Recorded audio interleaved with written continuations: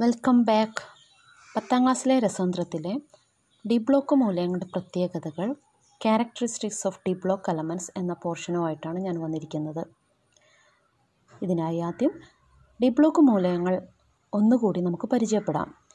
3 മുതൽ 12 വരെ group മൂലകങ്ങളെയാണ് D block മൂലകങ്ങൾ അല്ലെങ്കിൽ സംക്രമണ മൂലകങ്ങൾ എന്നറിയപ്പെടുന്നത്.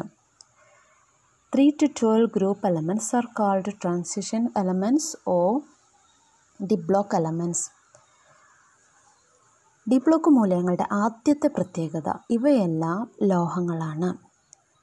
The first property of transition elements, they are metals. ഈ ലോഹങ്ങൾക്ക് ഉദാഹരണങ്ങളൊന്ന് നോക്കാം. Zinc, gold, chromium, copper, mercury, iron.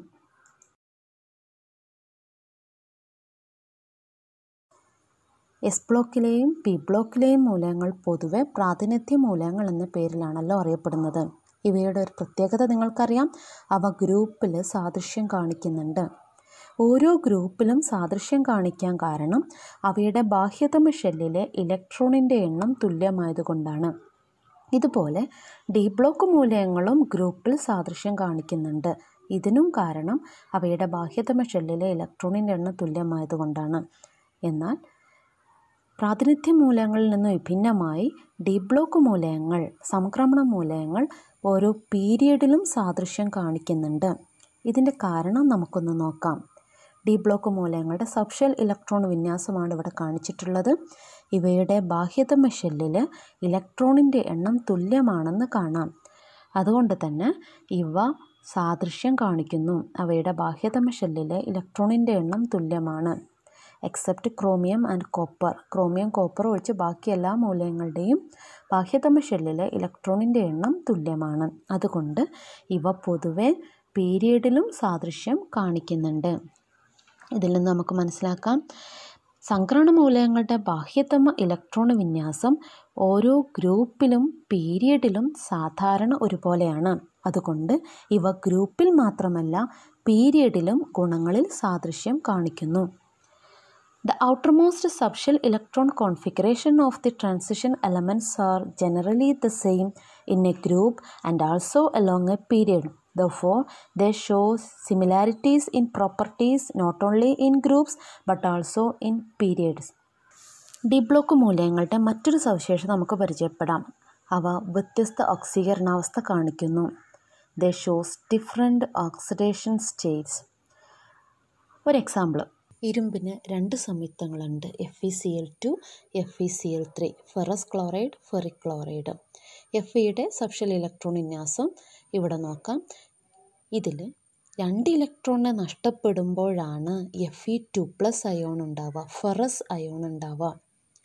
അപ്പോൾ Fe2+ൻ്റെ സബ്ഷെൽ ഇലക്ട്രോൺ വിന്യാസം എഴുതുമ്പോൾ അവസാനത്തെ ഷെല്ലിലെ 4sലെ 2 ഇലക്ട്രോണാണ് നഷ്ടപ്പെടുന്നത്.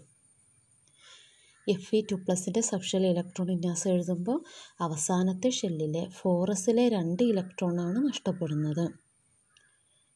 എന്നാൽ Fe3+ ആകുമ്പോൾ അവസാനത്തെ 4sലെ 2 ഇലക്ട്രോണിൻ്റെ കൂടെ 3Dയിലെ തൊട്ടു മുമ്പത്തെ 3Dയിലെ 1 ഇലക്ട്രോൺ കൂടി നഷ്ടപ്പെടുന്നു. കോപ്പറിൻ്റെ 2 സംയുക്തങ്ങളാണ് കുപ്രസ് ക്ലോറൈഡും കുപ്രിക് ക്ലോറൈഡും. കുപ്രസ് ക്ലോറൈഡിൽ കോപ്പർ Cu+ അയോണായും കുപ്രിക് ക്ലോറൈഡിൽ കോപ്പർ Cu2+ അയോണായും കാണപ്പെടുന്നു. കോപ്പർ ആറ്റത്തിലെ 4sൽ നിന്നും 1 ഇലക്ട്രോൺ നഷ്ടപ്പെട്ട് Cu+ കുപ്രസ് അയോൺ ഉണ്ടാകുന്നു. കോപ്പർ ആറ്റത്തിൽ നിന്നും 2 ഇലക്ട്രോൺ നഷ്ടപ്പെട്ട് Cu2+ കുപ്രിക് അയോൺ ഉണ്ടാകുന്നു. എന്തുകൊണ്ടായിരിക്കും ഇത് സംഭവിക്കുന്നത്? ഇതിൻ്റെ അവസാനത്തെ ഷെല്ലിൻ്റെയും തൊട്ടു മുമ്പത്തെ ഷെല്ലിൻ്റെയും ഊർജ്ജ നിലകൾ തമ്മിൽ ചെറിയ വ്യത്യാസമേ ഉള്ളൂ. അതുകൊണ്ട് അവസാനത്തെ ഷെല്ലിലെ ഇലക്ട്രോണിൻ്റെ കൂടെ തൊട്ടു മുമ്പത്തെ ഷെല്ലിലെ ഇലക്ട്രോൺ കൂടി രാസപ്രവർത്തനത്തിൽ ഏർപ്പെടുന്നു.